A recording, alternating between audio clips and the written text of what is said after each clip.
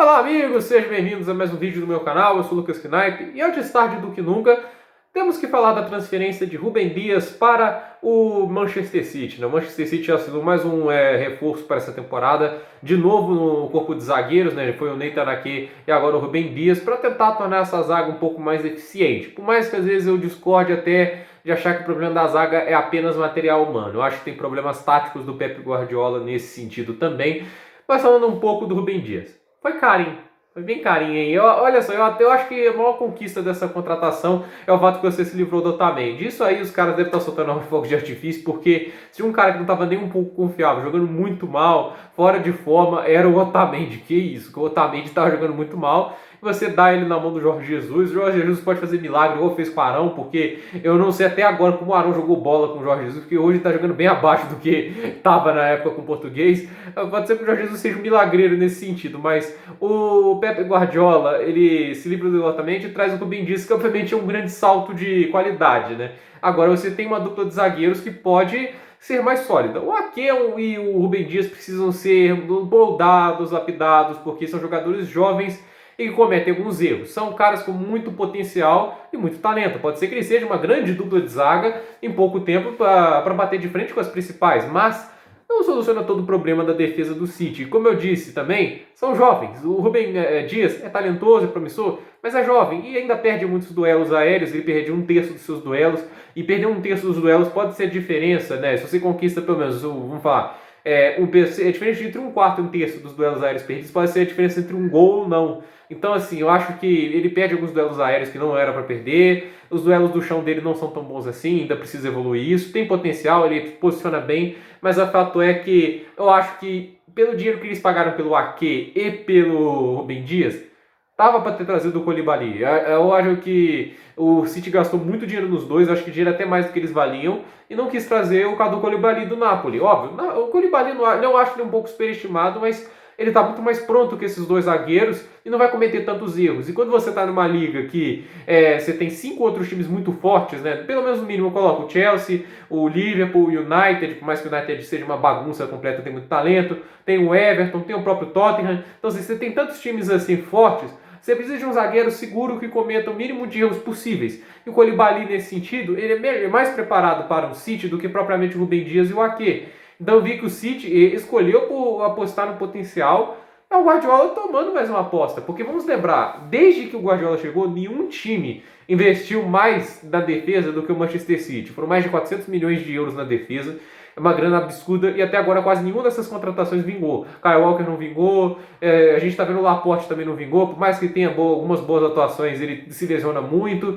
Isso tem que ser visto, né? Se o cara não se lesiona muito ou não, isso é uma coisa que a gente tem que olhar. O histórico de lesões é preocupante sempre no atleta. E o fato é, com o trato dos seus jogadores, a defesa está mais ou menos a mesma desde que quando ele chegou.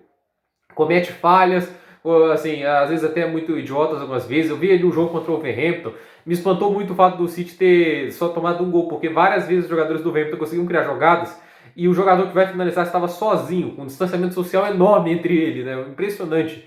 E o Raul Jimenez perdeu alguns gols, teve chance do Wolverhampton marcar mais gols do que fizeram naquele jogo, mas assim, o fato é que o City levou sorte porque a defesa foi muito desorganizada. E contra o Leicester não houve perdão. E pior, contra o Leicester eles marcaram 3 pênaltis. Uma defesa que marca 3 pênaltis é um problema grave. Quer dizer que ela comete erros, quer dizer que ela não é segura, ela tem muita insegurança. E o Ederson é um goleiro que, por mais que tenha talento com as mãos, é um cara que se posiciona mal. E eu acho que assim, se você já não tem uma defesa muito confiável, um goleiro que se posiciona mal, isso vai custar alguns jogos e foi o que matou a última temporada em questão a Premier League e a Champions League. A defesa foi ruim e o Ederson se posicionou mal em vários lances, né? Eu vejo aquele 2-2 do Tottenham no primeiro turno.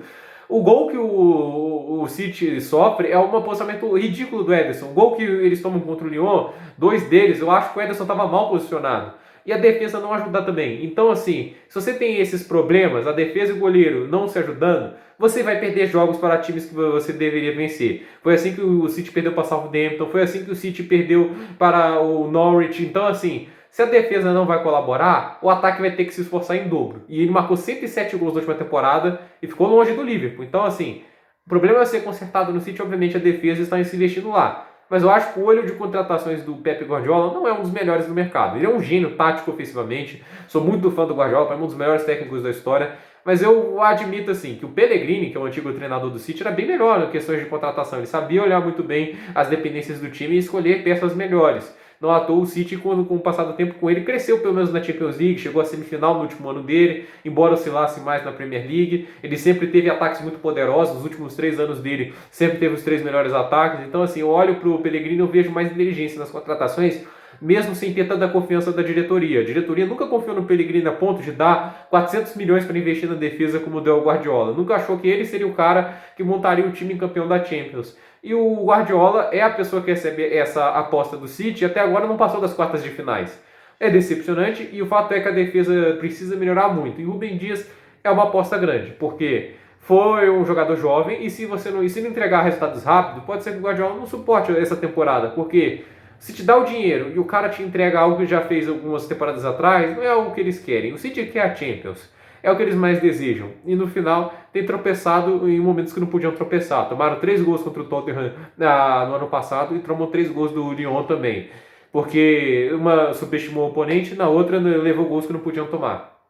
Eu olho para o City, precisa melhorar muito essa defesa, mas acho que o problema, na minha opinião, é tático também. Faltavam opções, mas a gente vê também que o Guardiola não soube contratar algumas vezes. E aí ele está tendo que improvisar, colocou o Zinchenko às vezes de lateral, o Fernandinho de zagueiro. Então, olha, eu sei que o City tem um time legal, eu nunca pode ser subestimado, nunca.